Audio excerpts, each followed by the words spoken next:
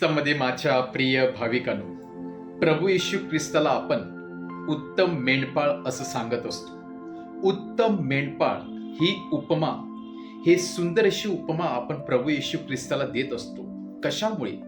कारण उत्तम मेंढपाळ हा नेहमी हरवल्याच्या शोधामध्ये जात असतो. जे आपला मार्ग बहकून वेगळ्या मार्गामध्ये जात आहेत, जे आपली जीवनशैली विसरून गेलेले आहेत, जे आपल्या जीवनातील आनंद पूर्णपणे विसरून गेलेले आहेत, जे पूर्णपणे अंधारामध्ये चाचपडत आहेत, पापाच्या आहारी गेलेले आहेत, या सर्वांना एकत्र आणण्याचं काम, या सर्वांना प्रकाशामध्ये आणण्याचं काम आणि या सर्वांना नवीन सुवर्ण संधी देण्याचं काम हा उत्तम मेंढपाळ करत असतो. आणि म्हणूनच प्रभू येशू ख्रिस्ताला आपण उत्तम मेंढपाळ या नावाने हाक मारलेली आहे किंवा या नावाने आपण संबोधित आहोत. कारण प्रभू येशू ख्रिस्ताने ते करून दाखवलेलं आहे.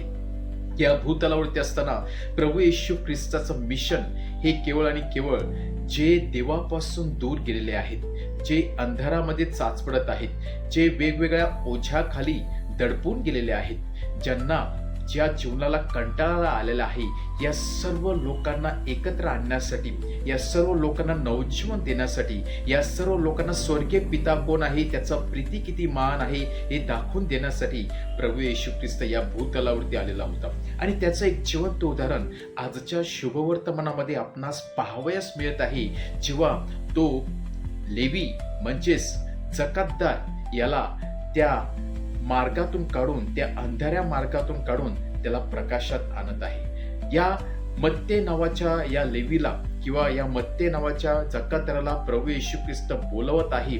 आणि एवढं बोलवतच नाही तर त्याच्या घरी जाऊन त्याच्या बरोबर जे कोणी जकातदार होते, त्याच्या बरोबर जे कोणी पापी लोक होते, त्यांच्या पंक्तीमध्ये जाऊन तो बसत आहे. पंक्तीमध्ये जाऊन बसते म्हणजेच प्रभू येशू ख्रिस्त स्वतः त्या अंधारामध्ये उडी टाकत आहे. सर्व लोकांना त्या दाखवून देत आहे की परमेश्वर आपल्या मेंढरांना वाचवण्यासाठी कुठल्याही थराला जाऊ शकतो. हे जो जकातदार मत्ते होता आणि त्याच्याबरोबर इतर पापी लोक होते, यांना समाजाने बहिष्कृत केलेले होते. जरी ते अंधारामध्ये चाच पडत होते, परंतु त्यांना मार्ग दाखवण्यासाठी कोणी नव्हता. आणि या क्षणाला प्रभू येशू ख्रिस्त एक मेणबत्ती बनून, एक कॅन्डल बनून, एक दिवा बनून त्या अंधारामध्ये जणू काही उडी टाकत आहे, त्यांच्या समोरीत बसत आहे, त्यांच्याशी संभाषण करत आहे. आणि सर्वप्रथम पहिल्यांदा प्रभू येशूच्या डोळ्यामध्ये या सर्व पापी लोकांना इतिहास दिसतो, या सर्व पापी लोकांना नवजीवन दिसते, या सर्व पापी लोकांना नवीन जीवनाचा मार्ग सापडतो. आणि म्हणूनच प्रभू येशू ख्रिस्ताच्या कृत्याकडे पाहून अनेक पापी लोकांचं देखील परिवर्तन झालं. आणि हा जकातदार मध्ये प्रभू येशू ख्रिस्ताचा उत्तम असा शिष्य आणि प्रेषित बनला. आपण या उपवास काळामध्ये आहोत आणि उपवास काळामध्ये आपण एकाच गोष्टीवरती मनन चिंतन करत आहोत, ते म्हणजे प्रभू येशू ख्रिस्ताचं दुःख सहन. जे दुःख सहन प्रभू येशू ख्रिस्ताने आपल्या सर्वांसाठी सहन केलं, त्याचं एकच कारण की आपल्या सर्वांना नवजीवन मिळावं, आपल्या सर्वांना नवीन सुवर्ण संधी मिळावी आणि आपल्या जीवनाचा कायापालट घडून यावा. ज्याप्रमाणे प्रभू येशू ख्रिस्त पापी लोकांवरती प्रेम करतो, परंतु पापाचा तो तिरस्कार करतो, त्याचप्रमाणे आपल्या सर्वांसाठी या उपवास काळामध्ये प्रभू येशू ख्रिस्त नवीन सुवर्ण संधी घेऊन आलेला आहे. कारण तो आपल्यावरती प्रेम करत आहे आणि कुणाचाही नाश व्हावा अशी परमेश्वराची इच्छा नाही. तर सर्वांनी चांगल्या प्रकारे पाप निवेदन करून त्याच्या मार्गाकडे परत यावी.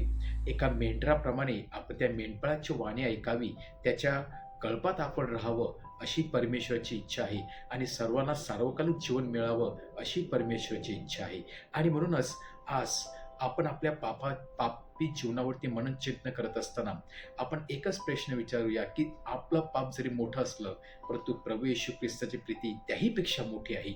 आणि म्हणून त्या प्रीतीवरती मनन चिंतन करूया, त्या सॅक्रिफाईस दुःख सहनावरती मनन चिंतन करूया आणि आपल्या जीवनामध्ये आपण कायापालट आणण्याचा प्रयत्न करूया. कारण परमेश्वर आपला उत्तम मेंढपाळ आहे आणि तो नक्कीच आपल्या सर्वांना त्याच्या कळपात स्वीकारणार आहे.